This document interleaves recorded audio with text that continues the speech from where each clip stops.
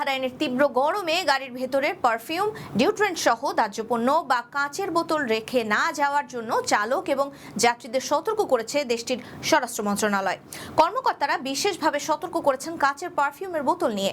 কাঁচের বোতল সূর্যের আলোকে অনেকটা উত্তল লেন্সের মতো একটি নির্দিষ্ট স্থানে কেন্দ্রীভূত করতে পারে।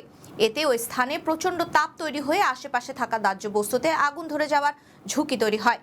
তাই গরমের সময় গাড়ির ড্যাশবোর্ড বা অন্য কোনো স্থানে পারফিউমের বোতল, ডিওড্রেন্ট ক্যান এবং অন্যান্য দাহ্য পণ্য রেখে না যাওয়ার পরামর্শ দেওয়া হয়েছে। একই সঙ্গে গাড়ির সামনের কাচের সানশেড ব্যবহার করলে সরাসরি সূর্যের আলো ভেতরে প্রবেশ কমানো এবং গাড়ির অভ্যন্তরীণ তাপমাত্রা কিছুটা নিয়ন্ত্রণে রাখা সম্ভব বলেও জানানো হয়েছে।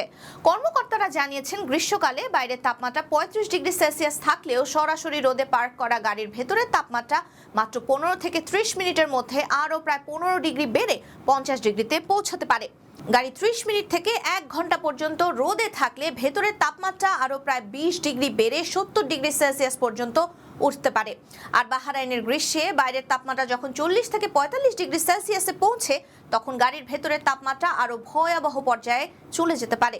ফলে এ বিষয়ে সতর্ক থাকতে হবে প্রবাসী বাংলাদেশিদেরও।